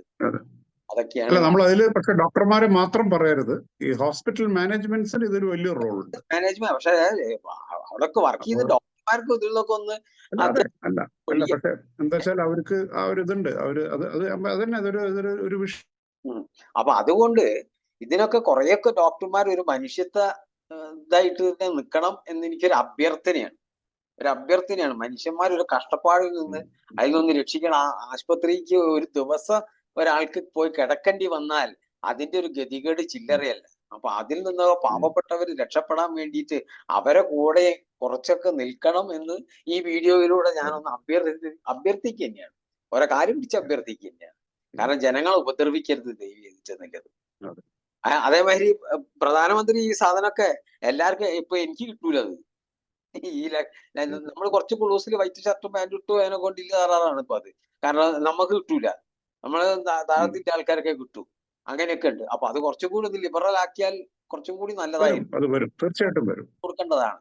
അത് തീർച്ചയായിട്ടും വരും. അങ്ങനെയൊക്കെ വേണം. പിന്നെ നമ്മൾ ഇത്രയും ഇതുള്ളപ്പോ ഇതിന്റെ ഒരു അങ്ങേവശം കൂടി ഞാൻ ഒന്ന് പറയാൻ ആഗ്രഹിക്കുകയാണ് ഈ സമയത്ത്.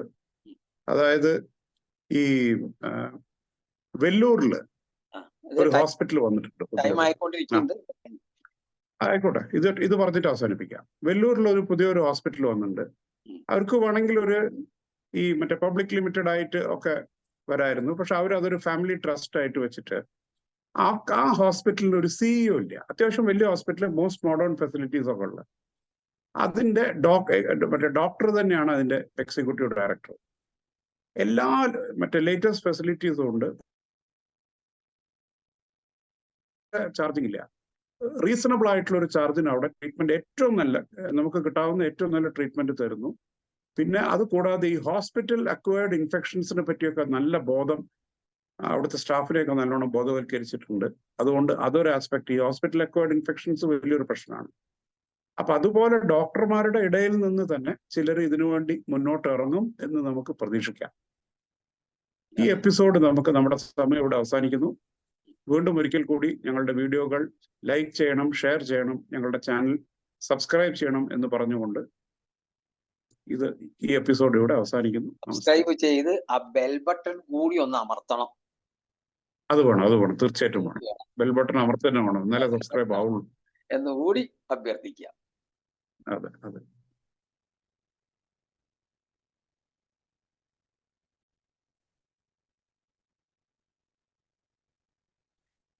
നമസ്തേ.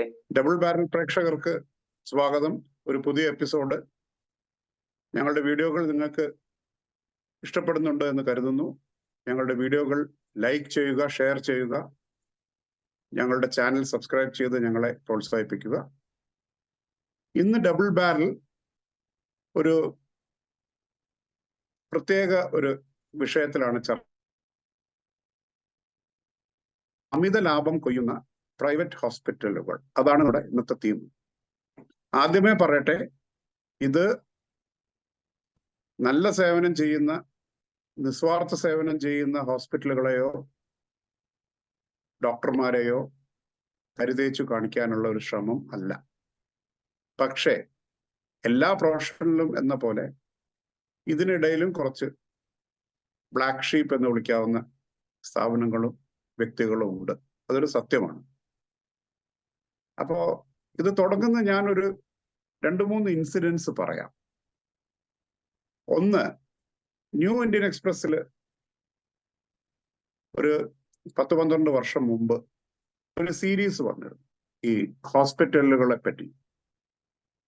അതിൽ വന്ന ഒരു സംഗതി എന്താ, അത് ചെയ്തത് അന്നത്തെ അതിന്റെ ഡെപ്യൂട്ടി റെസിഡന്റ് എഡിറ്റർ ആയിരുന്ന ശ്രീ ശങ്കർ ആയിരുന്നു. അതിൽ ഒരു റിപ്പോർട്ട് പ്രത്യേകം ജനശ്രദ്ധ ആകർഷിച്ചിരുന്നു. അതായത് ഒരു ലീഡിങ് കോർപ്പറേറ്റ് ഹോസ്പിറ്റൽ, അവര് എല്ലാ ബില്ലും എല്ലാം കൊടുത്തപ്പോ ഒരു പ്രോസ്ട്രേറ്റ് എന്തൊക്കെയോ ടെസ്റ്റിന് വേണ്ടിയിട്ട് ഒരു വലിയൊരു സംഖ്യ ഇട്ടിട്ടുണ്ട്. പക്ഷെ ഏറ്റവും തമാശ എന്താ വെച്ചാല്, പേഷ്യന്റ് ഒരു സ്ത്രീയാണ്. പുരുഷന്മാർക്ക് മാത്രമുള്ള ഒരു അവയവമാണ് പ്രോസ്റ്റേറ്റ്. അത് അന്നായിരുന്നു ശരിക്കും പറയുകയാണെങ്കിൽ സാധാരണക്കാരന്റെ കണ്ണ് തുറപ്പിക്കുന്ന ഒരു സംഗതിയായിരുന്നു. കാരണം എത്ര ഭീകരമാണ് ഈ ബില്ലിംഗ് എന്നുള്ളത്. പിന്നെ വേറൊരു ഇൻസിഡന്റ്, അതും ഒരു ലീഡിങ് കോർപ്പറേറ്റ് ഹോസ്പിറ്റൽ. അവിടുത്തെ മാനേജ്മെന്റ്, അവിടുത്തെ ഒരു മിടുക്കനായിട്ടുള്ള ഒരു ഡോക്ടർ, അദ്ദേഹം ഈ പുതിയ ഹോസ്പിറ്റൽസ് ലോഞ്ച് ചെയ്യുന്നതിലും മെഡിക്കൽ എക്യുപ്മെന്റ് നല്ലത് കണ്ടെത്തി ന്യായമായ വിലയ്ക്ക് വാങ്ങാൻ നല്ല മിടുക്കുള്ള ഒരു ഡോക്ടറാണ്. അദ്ദേഹത്തെ അവർ ജർമ്മനിയിലേക്ക് അയച്ചു. ജർമ്മനിയിലേക്ക് അയച്ചിട്ട് അവിടെ പോയി ഒരു 5 കോടിയോ 6 കോടിയോ അവർ പ്രൈസ് പറയുന്ന സംഗതി, ഇദ്ദേഹം ഒരു 3-3.5 കോടിക്ക് അത് ഒരു പ്രൈസ് ഫിക്സ് ചെയ്ത് അതിന്റെ എല്ലാ ഇതും ഗുണനിലവാരം എല്ലാം ഉറപ്പുവരുത്തി, ആഫ്റ്റർ സെയിൽ സർവീസ് കാര്യങ്ങളെല്ലാം ഉണ്ടെന്ന് ഉറപ്പുവരുത്തി തിരിച്ചു വന്ന് പ്രപ്പോസല് മാനേജ്മെന്റിന് കൊടുക്കുന്നു. മാസം 1 കഴിയുന്നു, 2 മാസം ആവാറായപ്പോൾ ഇദ്ദേഹം ഒന്ന് അന്വേഷിച്ചു, ഇതെന്തു പറ്റി? ഞാൻ അതുവരെ എന്നെ ജർമ്മനിക്ക് അയച്ച് ഈ എക്യുപ്മെന്റ് ഞാൻ പോയിട്ട് നെഗോഷിയേറ്റ് ചെയ്ത്, അപ്പൊ ആരും ശരിക്കുള്ള അത് ചെയർമാന്റെ ഓഫീസിലാണ് എന്നാണ് ഉത്തരം കിട്ടിയത്. അപ്പൊ ഇദ്ദേഹം ഒന്നുകൂടി അന്വേഷിച്ചപ്പോൾ ആരും ഒന്നും മിണ്ടുന്നില്ല. അപ്പൊ ഇദ്ദേഹത്തിന് മനസ്സിലായി ഇത് എന്തോ പ്രശ്നമുണ്ടെന്ന്. അങ്ങേരെ ഞെട്ടിച്ച സംഗതി എന്തായിരുന്നു എന്ന് വെച്ചാല്, ഇതേ മാനേജ്മെന്റ് ആ കമ്പനിയെ നേരിട്ട് അപ്രോച്ച് ചെയ്തിട്ട് അവരാദ്യം പറഞ്ഞ വിലയ്ക്ക് ആ എക്യുപ്മെന്റ് എടുത്തോളാം, അതിന് പകരമായിട്ട് ചെയർമാന്റെ സ്വിസ് ബാങ്ക് അക്കൗണ്ടിലേക്ക് 1 കോടി ഉറുപ്പിക നിക്ഷേപിക്കണം എന്നായിരുന്നു ഡിമാൻഡ്. ജർമ്മൻ കമ്പനിയാണ്, അവർ പ്രൊഫഷണൽസ് ആണ്, അവരത് ചെയ്യാൻ പറ്റില്ല എന്നുള്ളത്. ഇവർ ആ എക്യുപ്മെന്റ് വാങ്ങിയില്ല. ചുരുക്കം പറയാണ്, ഇയാളെ ഇത്രയും മെനക്കെട്ട് അയച്ച് എല്ലാം ചെയ്തിട്ട്. ഇത് അതിന്റെ വേറൊരു വശം. പിന്നെ നമ്മൾ പലർക്കും ഉള്ള മാതിരി തന്നെ വേറൊരു നഗരത്തിൽ സംഭവിച്ചൊരു സംഗതി. അന്ന് അയാളുടെ അമ്മയ്ക്ക് 72 വയസ്സായിരുന്നു. അവർക്ക് എന്തോ ഒരു അസ്വാസ്ഥ്യം തോന്നിയപ്പോ ഹോസ്പിറ്റലിൽ കൊണ്ടുപോകുന്നു, എന്തൊക്കെയോ ചെക്കപ്പ് എന്തൊക്കെയോ ചെയ്യുന്നു, എന്തൊക്കെയോ ടെസ്റ്റ് ഒക്കെ ചെയ്യുന്നു. അത് കഴിഞ്ഞിട്ട് അവിടുന്ന് പറയുന്നു, ഉടനെ നിങ്ങളെ ബ്ലോക്ക് ഉണ്ട്, നിങ്ങൾക്ക് ഉടനെ ഒരു ഹൃദയ ശസ്ത്രക്രിയ അനിവാര്യമാണ് എന്ന് പറയും. ആ സ്ത്രീ പക്ഷെ അവർക്ക് ഈ മരുന്നും ഒക്കെ ഇഞ്ചക്ഷൻ എന്തൊക്കെയോ കൊടുത്തപ്പോ എന്തോ ഒരു സുഖം തോന്നിയപ്പോ മകനോട് കണ്ണുകൊണ്ട് കാണിച്ചു, എനിക്ക് വീട്ടിൽ പോകണം. ഇന്ന് ആ അമ്മയ്ക്ക് 82 വയസ്സാണ്. ഒരു ഹൃദയരോഗ സംബന്ധമായ മരുന്നും കഴിക്കാതെ അവര് മക്കളുടെയും പേരമക്കളുടെയും കൂടെ സന്തോഷത്തോടെ ജീവിക്കുന്നു. ഇത് അവരുടെ മാത്രം അനുഭവമല്ല, ഇതുപോലെയുള്ള അനുഭവങ്ങൾ പലർക്കും ഉണ്ടായിട്ടുണ്ടാകാം. എന്താണ് കാരണമെന്ന് പ്രത്യേകിച്ച് ഞാൻ പറയേണ്ട ആവശ്യമില്ല. അപ്പോ നമുക്ക് എന്താണ് ഇതിന്റെ ഒരു കാരണം എന്നുള്ളതിലൊന്ന് ജസ്റ്റ് ഒന്ന് നോക്കാം. ഈ കോർപ്പറേറ്റ് ഹോസ്പിറ്റലുകൾ ശരിക്കും സ്റ്റാർ ഹോട്ടൽ കൾച്ചർ ആണ്. ഈ സീസൺ ആകുമ്പോൾ ഈ റേറ്റ് കൂടുന്ന പോലെ ഇവരെപ്പോഴും റൂം റെന്റ് കൂട്ടിവെക്കും.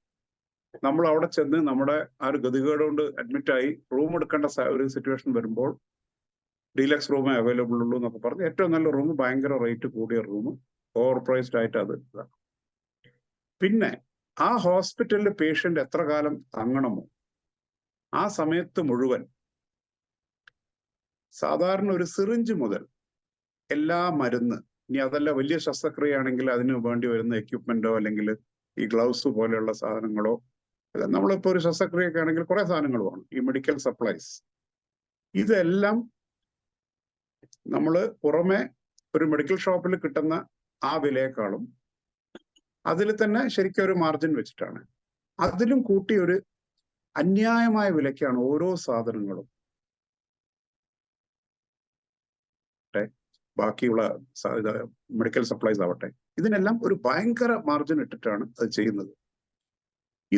ഇതില് ഒരു കോക്കസ് ഉണ്ട്. അതായത് ഫാർമ കമ്പനികളും കോർപ്പറേറ്റ് ഹോസ്പിറ്റൽസും കൂടി ഈ ഗവൺമെന്റ് ചില MRP റെസ്ട്രിക്ഷൻസ്, MRP ഇത്രയെന്നൊക്കെ എല്ലാം വെക്കാനുള്ള സംവിധാനമൊക്കെ ഉണ്ടെങ്കിലും അതിനെ മറികടന്നുകൊണ്ട് ഈ MRP റിവൈസ് ചെയ്തിട്ട്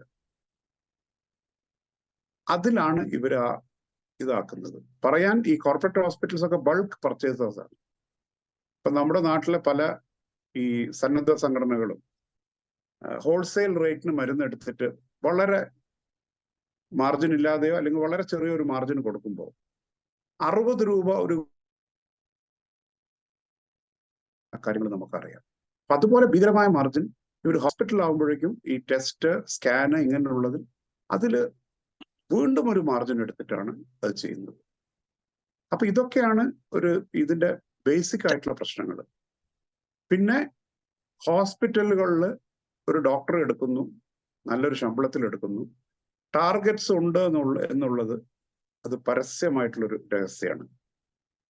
അപ്പോ ഈ വരുന്ന പേഷ്യൻസിനെ ആവശ്യമില്ലാത്ത ടെസ്റ്റുകൾക്ക് വിധേയമാക്കുന്നു. പിന്നെ അതുപോലെ വേറെ വല്ല പ്രൊസീജിയേഴ്സ്, ആ പ്രൊസീജിയർ എന്ന് പറഞ്ഞിട്ട് ഹോസ്പിറ്റൽ സ്റ്റേ, ചിലപ്പോൾ അഡ്മിഷൻ പോലും വേണ്ടാത്ത പേഷ്യന്റിനെ ശരിക്കും പ്രശ്നത്തിലാക്കുന്നു. ഇതാണ് നമ്മുടെ ഇന്നത്തെ ഈ ടോപ്പിക്കിന്റെ ഇതിന്റെ ഒരു ജിസ്റ്റ് എന്ന് പറയുന്നത് ഇതാണ്. മധുസൂദനൻ എന്ത് പറയും? ശരിക്കു പറഞ്ഞാല് 2 തരം ആൾക്കാരാണ് ആ വിഭാഗത്തിലുള്ളത്. ഒന്ന്, തികച്ചും ദൈവികമായിട്ട് ഈ തൊഴിലിനെ കണ്ടുകൊണ്ട് അതിൽ മുഴുകി ജീവിക്കുന്ന ഒരുപാട് പേരുണ്ട്. അവരെ നമുക്ക് ആദ്യം നമസ്തേ എന്നും അവരോടൊരു നമസ്കാരം തന്നെ പറയണം. കാരണം അവര് ചെയ്യുന്ന ജോലിയോട്, നമ്മളെ കോഴിക്കോട് തന്നെ ഉണ്ട്, എനിക്ക് പരിചയമുള്ള ഡോക്ടർമാരെ പേരൊന്നും പറയാനില്ലാത്തതുകൊണ്ട് പറയുന്നില്ല. വളരെ മെഡിക്കൽ കോളേജിലെ വളരെ സീനിയർ ആയിട്ട് ഡോക്ടറൊക്കെ, അയാൾ ഇന്നും ആ മെഡിക്കൽ കോളേജിൽ ജോലി ചെയ്തതല്ലാതെ വേറൊരു ജോലിക്ക് അയാൾ പോയിട്ടില്ല. പുറമേ നിന്ന് അയാളെ വിളിച്ചിട്ട് വരെ പോയിട്ടില്ല. കാരണം അയാൾക്ക് അതിലൊരു ദൈവികമായിട്ടാണ് കാണുന്നത്. അത് സത്യമാണല്ലോ. നമ്മളൊരു ഡോക്ടറെ അടുത്ത് പോകുമ്പോൾ ആ ഡോക്ടറെ നമ്മളൊരു ഭഗവാനായിട്ട് കണ്ടിട്ട് തന്നെയാ പോകുന്നത്. നമ്മളെ ആകെ ടെൻഷനിൽ പോയിട്ട് അദ്ദേഹത്തിന്റെ വായിൽ നിന്ന് വരുന്ന നമ്മളെ പറ്റിയിട്ടുള്ള ഡയഗ്നോസിസ് ആണ് നമ്മൾ അത് ചിന്തിച്ചിട്ട് ബേജാറായിട്ട് പോകുന്ന ഒരു സ്ഥിതിവിശേഷമാണ് എപ്പോഴും അവിടെ. അപ്പൊ അതിനെ അങ്ങനെ തന്നെ കാണുന്ന ഒരു വലിയ വിഭാഗമുണ്ട്. ആ വലിയ വിഭാഗത്തിനെ നമ്മൾ എന്നും ബഹുമാനിക്കുന്നു. പക്ഷേ അത്തരത്തന്നെ അതിൽ മേലെ കാണുന്ന ഒരു വിഭാഗമാണ് ശരിക്കു പറഞ്ഞാൽ ഒരു കൊള്ള തന്നെ ചെയ്യുന്ന ഒരു വിഭാഗം എന്ന് പറയാം. വലിയ സമുച്ചയങ്ങൾ കെട്ടിയുണ്ടാക്കുക, ബാങ്ക് ലോണും മറ്റു കാര്യങ്ങളും വാങ്ങി വലിയൊരു ബിൽഡിങ്ങുകൾ ഇങ്ങനെ കെട്ടിയുണ്ടാക്കിയിട്ട് അതിൻ്റെ അകത്ത് നാട്ടിലുള്ള എല്ലാ ഡിപ്പാർട്ട്മെന്റുകളും ആരംഭിക്കുക. അതിലേക്ക് വലിയ വലിയ ഡോക്ടേഴ്സിനെ പണം കൊടുത്ത് അവരെ പണം മോഹിപ്പിച്ച് കൊണ്ടുവന്ന് അവിടെ ഇരുത്തുക. എന്നിട്ട് അവർക്ക് തന്നെ മാസത്തിലെ ഒരു ടാർഗറ്റ് കൊടുക്കുകയാണ്, നിങ്ങൾ ഇത്ര ഉണ്ടാക്കണം. അപ്പൊ അവൻ ഇപ്പൊ ഒരു ഹാർട്ടിന്റെ ഡോക്ടർ ആണെങ്കിൽ അയാൾക്ക് അതിന്റെ ആൻജിയോഗ്രാം, ആൻജിയോപ്ലാസ്റ്റ്, അങ്ങനെയല്ല അതിൽ മേലെ എന്തൊക്കെ ചെയ്യാൻ പറ്റുമോ അതിന്റെ ഒരു യൂണിറ്റ് തന്നെ അവർക്ക് കൊടുക്കുകയാണ്. ആ യൂണിറ്റിലേക്ക് ഇത്ര ലക്ഷം റുപ്യ മാസം ഉണ്ടാക്കണം. ഇതിന്റെ ബാങ്ക് ലോണ്, അവിടുത്തെ ശമ്പളം, കാര്യങ്ങളൊക്കെ കൊടുത്തു കഴിഞ്ഞാൽ ഇതിന്റെ മുതലാളിക്ക് എന്ത് കിട്ടും എന്നുള്ളതാണ് അവരുടെ നോട്ടം. Purely A business. ആ കച്ചവടം എന്നുള്ള ആ ഒരു ചിന്താഗതിയോട് കൂടി മാത്രമാണ് ഈ കച്ചവടം അവർ ചെയ്യുന്നത്. ഇപ്പൊ സ്കാനിങ് ചെയ്യണമെങ്കിൽ അവർക്ക് സ്കാനിങ്ങിന്റെ മിഷന് ബാങ്ക് ലോണിലേക്ക് ഒരു ദിവസം എത്ര രൂപ ലോണിലേക്ക് പോകണം എന്നുണ്ടോ അത്രയും രൂപ അവിടെയുള്ള ഡോക്ടേഴ്സ് കളക്ട് ചെയ്തോളണം. അതിന് അവർക്കും കമ്മീഷൻ കിട്ടുന്നുണ്ട്, അവർക്ക് അതിൽ കമ്മീഷൻ പോകുന്നു. ഇതൊക്കെ ഇത് നമ്മൾ കണ്ണുകൊണ്ട് കണ്ടതാണ്, കമ്മീഷൻ കവറിലിട്ട് കൊടുക്കുന്നത്. നമ്മളൊക്കെ അറിയുന്ന ആൾക്കാരെല്ലാം അത് ചെയ്യുന്ന ജോലി ചെയ്യുന്ന ആൾക്കാരെയൊക്കെ നമുക്കറിയാം. അപ്പൊ അവരൊക്കെ കൊടുക്കുന്നത് നമ്മൾ കണ്ടിട്ടുണ്ട്. ഈ ഫീൽഡിലുള്ള ആൾക്കാരൊക്കെ നമുക്ക് കുറെ പരിചയം ഉണ്ടല്ലോ. അപ്പൊ നമ്മൾ ഇതൊക്കെ നേരിട്ട് കണ്ടതാണ്. അപ്പൊ ഇല്ലാന്നൊന്നും ആർക്കും പറയാൻ പറ്റില്ല. അപ്പൊ ഒരു സേവന മേഖലയാണ്. ശരി, ആരോഗ്യം എന്നുള്ളത് ഒരു സേവന മേഖലയെ കംപ്ലീറ്റ് ആയിട്ട് കമേഴ്ഷ്യലൈസ്ഡ് ആയിപ്പോയി. എങ്ങനെ നിങ്ങൾ ആ കൗണ്ടറിലേക്ക് കയറി ചെല്ലുമ്പോ നിങ്ങൾ എങ്ങനെ കൊല്ലണം എന്നാണ് അവർ ചിന്തിക്കുന്നത്. കൊല്ലണം എന്ന് മീൻസ് സാമ്പത്തികമായിട്ട്, ശാരീരികമായിട്ടല്ല. അവിടുന്ന് പിന്നെ നിങ്ങൾക്ക് എന്ത് സംഭവിക്കുന്നോ അതൊന്നും അവർക്കൊരു പ്രശ്നമല്ല. നിങ്ങൾ എവിടുന്ന് ഈ പണം ഉണ്ടാക്കുന്നു, നിങ്ങളെ പൊന്നു എന്തെങ്കിലും കെട്ടുതാലി വരെ നിങ്ങൾ അയച്ച് ഏതെങ്കിലും ബാങ്കിൽ വെച്ചിട്ടായിരിക്കും ചിലപ്പോ അവിടെ വരുന്നുണ്ടാകുക. അല്ലെങ്കിൽ ഇവിടുത്തെ ബില്ല് കണ്ട് ഞെട്ടിയിട്ട് ഇത് ഊരിയിട്ട് വല്ല ബാങ്കിലേക്ക് ഓടേണ്ട ഒരു ഗതികേടിലേക്കൊക്കെയാണ് നമ്മുടെ പല ജനങ്ങളും അങ്ങനെ നമ്മൾ ഒരുപാട് കാണുന്നുണ്ട്.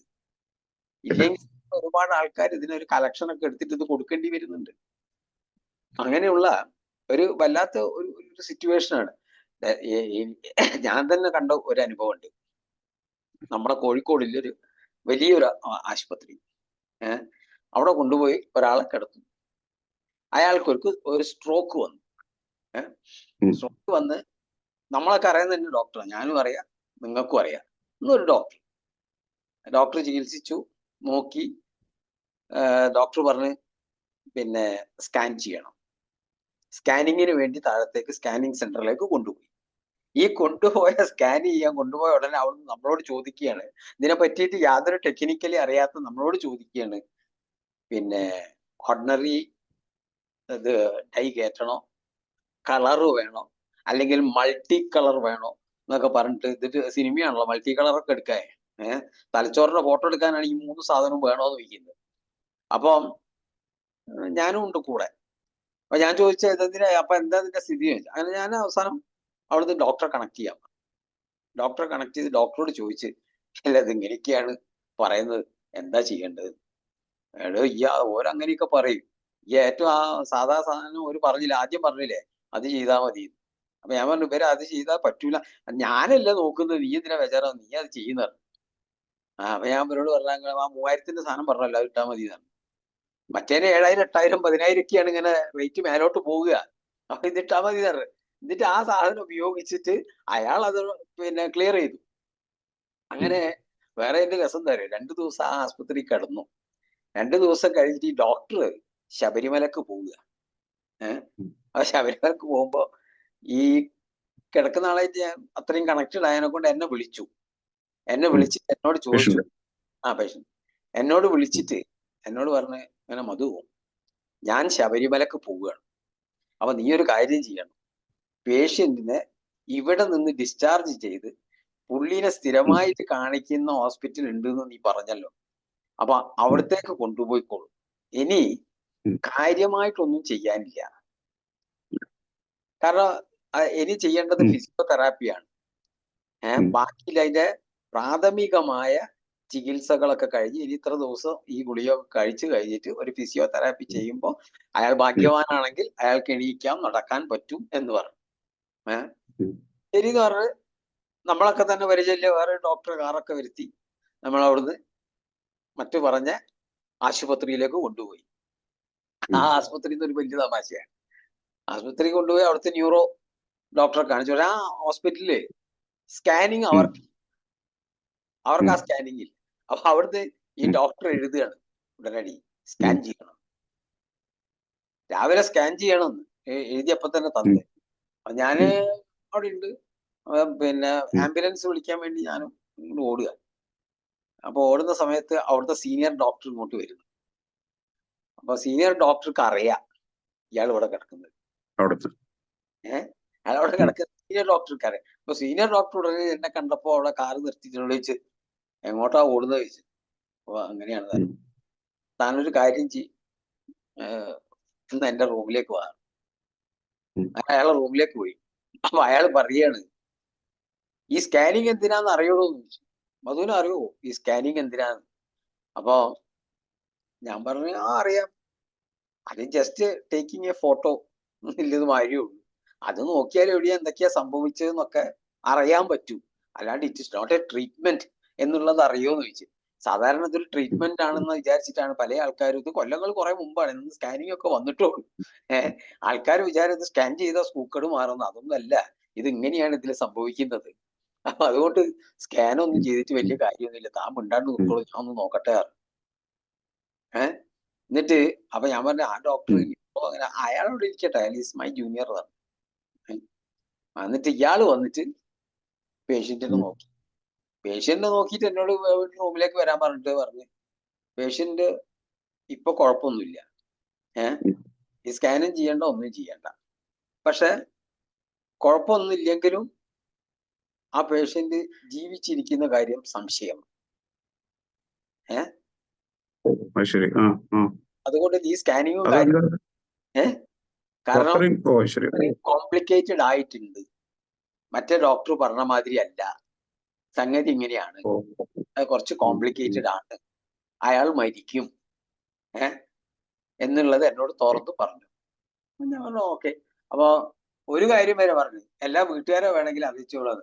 ആ ഡോക്ടർ ചികിത്സ കഴിഞ്ഞ് ഇങ്ങോട്ട് മാറ്റുന്നതിന്റെ ഇടയിൽ സംഭവിച്ച കുഴപ്പമാണ് അല്ലേ?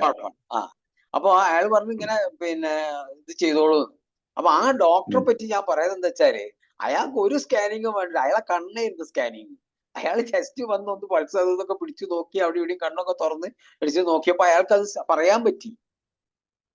ആലോചിച്ച് നോക്കണം, ഇയാൾക്ക് ആദ്യം ഒരു സ്ട്രോക്ക് വന്നതാണ്, ഇയാൾ ചികിത്സിച്ചതുമാണ്, അന്ന് എണീച്ച് നടന്നതുമാണ്, സെക്കൻഡ് ടൈമാണ്. ആദ്യത്തെ സ്ട്രോക്കിന് അയാള് അത് വന്നു, അയാൾ സുഖമായിട്ട് എണീച്ച് നടന്ന് എല്ലാ കാര്യങ്ങളൊക്കെ ചെയ്ത ആളാണ്.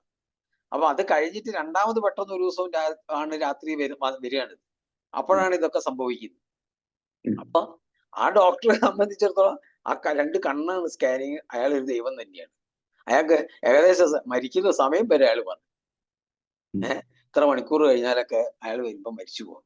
പക്ഷെ മറ്റേ ഡോക്ടറുടെ കാര്യം ആലോചിച്ച് നോക്ക്, മറ്റേ ആള് സ്കാനിങ്ങിന്റെ റിപ്പോർട്ടിന് വേണ്ടി കാത്തിരിക്കുകയാണ്.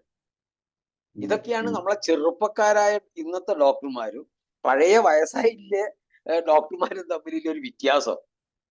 പിന്നെ ആ ഹോസ്പിറ്റലിൽ ഒരു കാര്യമുണ്ട്, ആ ഹോസ്പിറ്റൽ അങ്ങനത്തെ ഒരു കൊല്ലുന്ന ആസ്പത്രി അല്ല, അതൊരു മിഷണറി ഹോസ്പിറ്റലാണ്. അതുകൊണ്ട് വളരെ വ്യത്യാസം ഉണ്ടാവുമല്ലോ. ഈ പണം ഉണ്ടാക്കണമെന്ന് വിദ്യാർത്ഥി മാത്രമില്ല ആൾക്കാരല്ലല്ലോ. അതുകൊണ്ട് ഇങ്ങനെ ഒരു 100 ഇൻസിഡന്റുകളാണ് നമ്മളെ നാട്ടിൽ നടന്നുകൊണ്ടിരിക്കുന്നത്.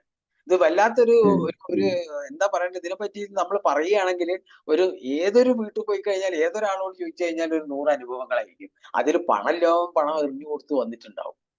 വേറെ ഒന്നുണ്ടായത് നമ്മളെ കോഴിക്കോട് തന്നെ ഉള്ളൊരു ഫേമസ് ഹോസ്പിറ്റലാണ്. ഒരാളെ വെന്റിലേറ്ററിൽ ഇല്ല ആളാ, വെന്റിലേറ്ററിൽ അയാൾ ഇങ്ങനെ ജീവിച്ചുകൊണ്ടിരിക്കുകയാണ് കുറെ ദിവസങ്ങളോളം. അപ്പൊ ഞാൻ ഇവിടുന്ന് ബാംഗ്ലൂരിൽ നിന്നാണ് അവിടെ എത്തി, നമ്മളെ സ്വന്തം ആളായിരുന്നു, അങ്ങനെ അവിടെ എത്തി. അപ്പൊ ഇത് കണ്ട് കഴിഞ്ഞപ്പോ ഏകദേശം പുള്ളി ശ്വാസം മേലോട്ട് വലിക്കും എന്നുള്ള ഇതിൽ നിൽക്കുമ്പോഴും ഇവർ ഈ വെന്റിലേറ്ററിൽ ICUവിൽ കിടത്തി ഡെയിലി വൈകുന്നേരം 1 ലക്ഷം രൂപ ഇങ്ങനെ വാങ്ങിക്കൊണ്ടിരിക്കുകയാണ്. പല മെഡിസിനും അയാളെ പേരിൽ പരീക്ഷിച്ചു കൊണ്ടിരിക്കുകയാണ്. പരീക്ഷണം അങ്ങനെ ഗംഭീരമായി നടക്കുകയാണ്. ഈ വീട്ടുകാർക്ക് പണം ഇല്ലേനെ കൊണ്ട് അവർ പണം അങ്ങനെ കെട്ടിക്കൊണ്ടിരിക്കുന്നു, ആരും ചോദിക്കാനില്ല, പറയാനില്ല. എന്നിട്ട് രാവിലെ ഈ പേഷ്യന്റിനെ വന്ന് ICUവിൽ നോക്കിക്കഴിഞ്ഞാൽ പുറത്ത് വന്നിട്ട് ആ വന്ന ഡോക്ടർ നമ്മളെ വിളിക്കും. എന്നിട്ട് എല്ലാ സാധനവും അതിന്റെ ടെക്നിക്കൽ വശങ്ങൾ, അതായത് മെഡിക്കൽ ടേംസ് നമ്മളോട് ഇങ്ങനെ സംസാരിക്കുക. ഇത് സംസാരിച്ചു കഴിഞ്ഞാൽ നമുക്ക് സത്യം പറഞ്ഞിട്ടുണ്ടെങ്കിൽ ഒന്നും മനസ്സിലാവില്ല, ഒരു സംഗതി മനസ്സിലാവില്ല. അവസാനം ഞാൻ ആ ഡോക്ടറോട് തുറന്നു പറഞ്ഞു, നിങ്ങൾ ദയവ് ചെയ്തിട്ട് ഈ മെഡിക്കൽ ടേംസ് ഉപയോഗിച്ചിട്ട് ഞങ്ങളോട് സംസാരിക്കുന്നുണ്ടല്ലോ, പ്ലീസ് സ്റ്റോപ്പ് ഇറ്റ്. പേഷ്യന്റ് രക്ഷപ്പെടുവോ മരിക്കുവോ അയാൾ എണീച്ച് നടക്കുവോ അത് പറയും. അയാൾ വെറുതെ വേണ്ടാത്ത കാര്യങ്ങൾ പറഞ്ഞ ആളെ ഉപദ്രവിക്കരുത് പറഞ്ഞു.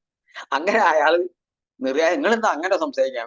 പിന്നെ അങ്ങനെ തന്നെ സംസാരിക്കും, ഓപ്പൺ ആയിട്ട് നിങ്ങളോട് കാര്യം പറയുകയാണ്, അങ്ങനെ തന്നെ സംസാരിക്കാൻ പറ്റുള്ളൂ. അല്ലാതെ നിങ്ങൾ പഠിച്ച മെഡിക്കൽ ടേംസിലെ കാര്യങ്ങളൊക്കെ ഞങ്ങളോട് സംസാരിച്ച് ഞങ്ങൾക്ക് എന്താ അതിനെ പറ്റി അറിയാം? ഞങ്ങളിതൊന്നും പഠിച്ചിട്ടിരിക്കുന്ന ആൾക്കാരല്ല. പിന്നെ പ്രത്യേകിച്ചിട്ട് അച്ഛന് ഇങ്ങനെ അവരച്ഛനാണ് എന്റെ കൂടെ ഇല്ലവരെ, അച്ഛനെ അങ്ങനെ സംഭവിക്കുകയോ എന്ത് സംഭവിക്കുന്നില്ല വേജാറിലിരിക്കുന്ന ആ കുട്ടികളോടൊക്കെയാണ് നിങ്ങൾ ഇത് പറയുന്നത്. അതുകൊണ്ട് നിങ്ങൾ നിർത്തുന്നതാണ്. എന്നിട്ട് ആ സമയം അതിങ്ങനെ പറഞ്ഞു വീട്ടുകാരെല്ലാം കൂടെ നിശ്ചയിച്ച് അവസാനം വെന്റിലേറ്റർ റിമൂവ് ചെയ്യുന്നു, അദ്ദേഹം അപ്പം തന്നെ മരിക്കുന്നു. എത്രയോ ദിവസം ലക്ഷങ്ങൾ വാങ്ങി അവർ കാശുണ്ടാക്കി. അങ്ങനെയുള്ള ഒരു വലിയ ഒരു മാഫിയാണ്. ഈ മാഫിയെ എന്ത് ചെയ്യും എന്നുള്ളത് നമുക്ക് പറയാൻ പറ്റില്ല. അവരെങ്ങോട്ട് പോകുന്നു, അവരെ നയം എന്താണെന്നില്ലത് അറിയില്ല. ഒരു ക്രൂരമായ മനുഷ്യൻ, ഒരു ക്രൂരത വിളിച്ചൊരു മനുഷ്യന്മാര് കാണാൻ ടിപ് ടോപ്പായ വസ്ത്രങ്ങൾ ഇട്ടു എന്നല്ലാതെ അതിലപ്പുറത്തേക്ക് ആ ഒരു മനുഷ്യത്വം തൊട്ട് തീണ്ടാത്ത ഒരാൾക്കാരാണ് അവർ എന്ന് എനിക്ക് പറയാം. അവരങ്ങനെയാണ്. അല്ല അവരെ ഇനി മാറ്റാനൊന്നും പറ്റൂല. അതിൽ വലിയൊരു മാറ്റമൊക്കെയാണ് ഇന്നത്തെ കേന്ദ്ര സർക്കാർ കൊണ്ടുവന്ന ചില അതൊക്കെ 5 ലക്ഷം ഉറുപ്പിയുടെ ഇൻഷുറൻസ് കാര്യങ്ങളൊക്കെ ആയിട്ട് വന്നിട്ടുണ്ട്. അത് നമ്മുടെ കേരളത്തിലൊക്കെ എത്രത്തോളം ഉണ്ടെന്നില്ലത് അറിയില്ല. അതോ അതിലൊക്കെ പക്ഷെ അതിലും വലിയ പിന്നെ മാത്രമല്ല നരേന്ദ്രമോദി കുറച്ച് പക്ഷെ അതില് അല്ല ഇനിയും നരേന്ദ്രമോദി ചില ഈ എക്യുപ്മെന്റ് ചിലതിന്റെയൊക്കെ ആ ഈ ഹാർട്ടിന്റെ സ്റ്റെന്റ് അതുപോലെ ഈ മറ്റേ വാൾവിന്റെ മറ്റേ റിപ്ലേസ്മെന്റ് ഉണ്ടെങ്കിൽ അതിന്റെ പ്രൈസ് അതിനെല്ലാം ഒരു ക്യാപ്പ് ചെയ്തിട്ടുണ്ട്. ആ, ആ. അപ്പൊ അതൊരു ചെറിയൊരു ആശ്വാസമാണ്. അത് മാത്രമല്ല അതുപോലെ പലതും അങ്ങനെ പറഞ്ഞോളൂ. അപ്പൊ അതേമാതിരി അതിലൊക്കെ ഞാനും ഒരു പിന്നെ ഈ കേന്ദ്ര ഗവൺമെന്റിന്റെ ആനുകൂല്യം അനുഭവിക്കുന്ന ഒരാളാണ്. കാരണം ഞാനും ഒരുപാട് പ്രശ്നങ്ങൾ എനിക്കുണ്ട്. അതായത് ജീവിതശൈലി രോഗങ്ങൾ, BP, പ്രഷർ, ഹൃദയ സംബന്ധമായ പ്രശ്നങ്ങളൊക്കെ ഉണ്ട് എനിക്ക്. ഞാൻ ഈ ആൻജിയോപ്ലാസ്റ്റ് ഒക്കെ ചെയ്ത ഒരാളാണ്. അപ്പം അതിനുശേഷം കഴിക്കുന്ന മരുന്നിന് ഏകദേശം 2-3000 രൂപ വരും ഒരു മാസം കഴിക്കാൻ. നമ്മൾ സ്ഥിരം കഴിക്കുന്ന മരുന്നിന് ഒന്നിന് 30 റുപ്യ, ഒന്നിന് 40 റുപ്യ എന്നൊക്കെ പറഞ്ഞിട്ട് ഓരോ ഗുളികകളുണ്ട്. ഇതൊക്കെ കൂടി കഴിച്ചുണ്ടാക്കുമ്പോഴേക്ക് പിന്നെ ഏകദേശം നമുക്കൊരു മാസം ഒരു 3000 രൂപ ഉറപ്പാണ്. അത് ഇന്ന് നരേന്ദ്രമോദിയെ കൊണ്ട് വെറും 700 റുപ്യൊക്കെ എനിക്ക് മാസം ഉപയോഗിക്കാൻ പറ്റുന്നുണ്ട്. അത് എല്ലാ മാസം ഞാനിപ്പോ ഒരു 4-5 വർഷമായിട്ട് ഇത് ഉപയോഗിക്കുന്നു.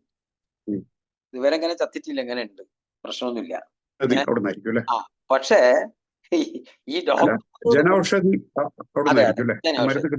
അതെ, അവിടെ ഈ മരുന്ന് വാങ്ങിയിട്ട് നമ്മൾ ഒരു ഡോക്ടറെ അടുത്ത് പോയിട്ട് ഈ മരുന്നാ കഴിക്കുന്നത് എന്ന് പറഞ്ഞാൽ അവരപ്പോ പറയും നിങ്ങളെ കാര്യം പോക്കാന്ന്. നടക്കൂലെന്നറിയാം. ഇറ്റ്സ് നോട്ട് ഗുഡ്, അത് കഴിക്കരുത്, അത് നിർത്തണം ഉടനടി. നിങ്ങളെ സൂക്കേടിൽ നിന്ന് നിങ്ങൾ രക്ഷപ്പെടണമെങ്കിൽ നിങ്ങൾ ഉടനടി നിർത്തണം എന്ന് അവർ പറയും. അങ്ങനെ സെയിം ജനറിക് മെഡിസിൻ പക്ഷേ വേറെ കമ്പനിയുടെ അല്ലേ? ക്വാളിറ്റി ആസ്പെക്ട്സ് ഒക്കെ ആയിരിക്കും പറയുന്നത്. എന്ത് ക്വാളിറ്റി ആസ്പെക്ട്? ഞാൻ എപ്പോഴും എനിക്ക് എന്റെ BP ലേശം ഉള്ളൂ, കൂടുതലില്ല. അവിടെ കിട്ടുന്ന നല്ല കമ്പനിയുടെ മരുന്നുകൾ തന്നെയാണ്. എന്റെ ഷുഗർ നോർമലാണ്, ഒരു പ്രശ്നമില്ല. ഇടക്ക് കൂടും. ഞാൻ നല്ലോണം പായസം എടുത്ത് കുടിച്ചിട്ട് ഷുഗർ ഒക്കെ ചെയ്താൽ പിന്നെ പറഞ്ഞിട്ട് കാര്യമില്ലല്ലോ. ഡോക്ടറും പറയാൻ പറ്റില്ല, മരുന്നിനും പറ്റില്ല, ഞാൻ തന്നെ നോക്കണം. എന്നിട്ട് പോയിട്ട് ഷുഗർ ഉണ്ടോ നോക്കിയാൽ ഷുഗർ ഉണ്ടാവും. അത് പിന്നെ കുറ്റം പറഞ്ഞിട്ട് കാര്യമൊന്നുമില്ല. അത് നമ്മളെ കാര്യം, നമ്മൾ നോക്കേണ്ട കാര്യം. അപ്പൊ അങ്ങനെയല്ലേ ഓരോ കാര്യങ്ങൾ നോക്കിക്കഴിഞ്ഞാൽ അവിടെയും ഈ ഡോക്ടർമാർക്ക് കിട്ടുന്ന 10 പൈസയാണ് ഇവൻ ആലോചിക്കുന്നത്. ഇവനിത് നമുക്ക് 700-നോ 600-നോ കിട്ടി നമ്മൾ ജീവിച്ചു പോകുന്നുണ്ടോ എന്നില്ല ചിന്തിക്കുന്നില്ല. അങ്ങനെയുള്ള ഒരു വല്ലാത്ത മനസ്ഥിതിയാണ് വരുന്നത്. ഇവരെന്ത് മനുഷ്യന്മാരാണെന്ന് മനസ്സിലാവില്ല. അവർക്ക് പണം മാത്രമേ ഉള്ളൂ. അവർ അച്ഛനമ്മേന്റെ അടുത്ത് വരെ വാങ്ങുവാൻ സംശയമുണ്ട്. അത്രയും മോശമായ ഒരു വലിയൊരു സമൂഹം തന്നെയാണ്. അത് എന്ത് നമ്മൾ ന്യായീകരിച്ചു കഴിഞ്ഞാലും അങ്ങനെയുണ്ട്. അതൊക്കെയാണ് നമ്മൾ അതില്. പക്ഷെ ഡോക്ടർമാരെ മാത്രം പറയരുത്, ഈ ഹോസ്പിറ്റൽ മാനേജ്മെന്റ്സിന് ഇതൊരു വലിയ റോൾ ഉണ്ട്. മാനേജ്മെന്റ് പക്ഷെ അവിടെയൊക്കെ വർക്ക് ചെയ്ത ഡോക്ടർമാർക്ക് ഇതിലൊക്കെ ഒന്ന് അല്ല പക്ഷെ എന്താ വെച്ചാൽ അവർക്ക് ആ ഒരു ഇതുണ്ട്. അതന്നെ അതൊരു വിഷയം. അപ്പൊ അതുകൊണ്ട് ഇതിനൊക്കെ കുറെയൊക്കെ ഡോക്ടർമാർ ഒരു മനുഷ്യത്വ ഇതായിട്ട് തന്നെ നിൽക്കണം എന്ന് എനിക്കൊരു അഭ്യർത്ഥനയാണ്. മനുഷ്യന്മാർ ഒരു കഷ്ടപ്പാടിൽ നിന്ന് അതിൽ നിന്ന് രക്ഷിക്കണം. ആശുപത്രിക്ക് ഒരു ദിവസം ഒരാൾക്ക് പോയി കിടക്കേണ്ടി വന്നാൽ അതിന്റെ ഒരു ഗതികേട് ചില്ലറയല്ല. അപ്പൊ അതിൽ നിന്ന് പാവപ്പെട്ടവർ രക്ഷപ്പെടാൻ വേണ്ടിയിട്ട് അവരെ കൂടെ കുറച്ചൊക്കെ നിൽക്കണം എന്ന് ഈ വീഡിയോയിലൂടെ ഞാനൊന്ന് അഭ്യർത്ഥിക്കുക തന്നെയാണ്. ഓരോ കാര്യം പിടിച്ച് അഭ്യർത്ഥിക്കുക തന്നെയാണ്. കാരണം ജനങ്ങളെ ഉപദ്രവിക്കരുത് ദയവ് ചെയ്തിട്ട്. അതേമാതിരി പ്രധാനമന്ത്രി ഈ സാധനമൊക്കെ എല്ലാവർക്കും ഇപ്പൊ എനിക്ക് കിട്ടൂലത്. നമ്മൾ കുറച്ച് ക്ലോസിൽ വൈറ്റ് ഷർട്ടും പാൻറ് ഇട്ടു അതിനെ കൊണ്ടില്ല ധാരാളമാണ് ഇപ്പൊ അത്. കാരണം നമുക്ക് കിട്ടൂല, നമ്മള് താഴത്തിന്റെ ആൾക്കാരൊക്കെ കിട്ടൂ. അങ്ങനെയൊക്കെ ഉണ്ട്. അപ്പൊ അത് കുറച്ചും കൂടി ഇത് ലിബറൽ ആക്കിയാൽ കുറച്ചും കൂടി നല്ലതായിരിക്കും. തീർച്ചയായിട്ടും വരും, കൊടുക്കേണ്ടതാണ്. അത് തീർച്ചയായിട്ടും വരും. അങ്ങനെയൊക്കെ വേണം. പിന്നെ നമ്മൾ ഇത്രയും ഇതുള്ളപ്പോ ഇതിന്റെ ഒരു അങ്ങേവശം കൂടി ഞാൻ ഒന്ന് പറയാൻ ആഗ്രഹിക്കുകയാണ് ഈ സമയത്ത്. അതായത് ഈ വെല്ലൂരില് ഒരു ഹോസ്പിറ്റൽ വന്നിട്ടുണ്ട്. ആയിക്കോട്ടെ, ഇത് പറഞ്ഞിട്ട് അവസാനിപ്പിക്കാം. വെല്ലൂരിൽ ഒരു പുതിയൊരു ഹോസ്പിറ്റൽ വന്നിട്ടുണ്ട്. അവർക്ക് വേണമെങ്കിൽ ഈ മറ്റേ പബ്ലിക് ലിമിറ്റഡ് ആയിട്ട് ഒക്കെ വരായിരുന്നു. പക്ഷെ അവരതൊരു ഫാമിലി ട്രസ്റ്റ് ആയിട്ട് വെച്ചിട്ട് ആ ഹോസ്പിറ്റലിന് ഒരു സിഇഒ ഇല്ല. അത്യാവശ്യം വലിയ ഹോസ്പിറ്റൽ, മോസ്റ്റ് മോഡേൺ ഫെസിലിറ്റീസ് ഒക്കെ ഉള്ള. അതിന്റെ മറ്റേ ഡോക്ടർ തന്നെയാണ് അതിന്റെ എക്സിക്യൂട്ടീവ് ഡയറക്ടർ. എല്ലാ മറ്റേ ലേറ്റസ്റ്റ് ഫെസിലിറ്റീസും ഉണ്ട്, ചാർജിങ് ഇല്ല. റീസണബിൾ ആയിട്ടുള്ള ഒരു ചാർജിന് അവിടെ ട്രീറ്റ്മെന്റ് ഏറ്റവും നല്ല, നമുക്ക് കിട്ടാവുന്ന ഏറ്റവും നല്ല ട്രീറ്റ്മെന്റ് തരുന്നു. പിന്നെ അത് കൂടാതെ ഈ ഹോസ്പിറ്റൽ അക്വയർഡ് ഇൻഫെക്ഷൻസിനെ പറ്റിയൊക്കെ നല്ല ബോധം അവിടുത്തെ സ്റ്റാഫിനെയൊക്കെ നല്ലോണം ബോധവൽക്കരിച്ചിട്ടുണ്ട്. അതുകൊണ്ട് അതൊരു ആസ്പെക്ട്, ഈ ഹോസ്പിറ്റൽ അക്വയർഡ് ഇൻഫെക്ഷൻസ് വലിയൊരു പ്രശ്നമാണ്. അപ്പൊ അതുപോലെ ഡോക്ടർമാരുടെ ഇടയിൽ നിന്ന് തന്നെ ചിലർ ഇതിനു വേണ്ടി മുന്നോട്ട് ഇറങ്ങും എന്ന് നമുക്ക് പ്രതീക്ഷിക്കാം. ഈ എപ്പിസോഡ് നമ്മുടെ സമയം ഇവിടെ അവസാനിക്കുന്നു. വീണ്ടും ഒരിക്കൽ കൂടി ഞങ്ങളുടെ വീഡിയോകൾ ലൈക്ക് ചെയ്യണം, ഷെയർ ചെയ്യണം, ഞങ്ങളുടെ ചാനൽ സബ്സ്ക്രൈബ് ചെയ്യണം എന്ന് പറഞ്ഞുകൊണ്ട് ഈ എപ്പിസോഡ് ഇവിടെ അവസാനിക്കുന്നു. സബ്സ്ക്രൈബ് ചെയ്ത് ആ ബെൽ ബട്ടൺ കൂടി ഒന്ന് അമർത്തണം. അത് വേണം, തീർച്ചയായിട്ടും വേണം. ബെൽ ബട്ടൺ അമർത്തന്നെ വേണം, എന്നാലേ സബ്സ്ക്രൈബ് ആവുള്ളൂ എന്നുകൂടി അഭ്യർത്ഥിക്കുക. അതെ.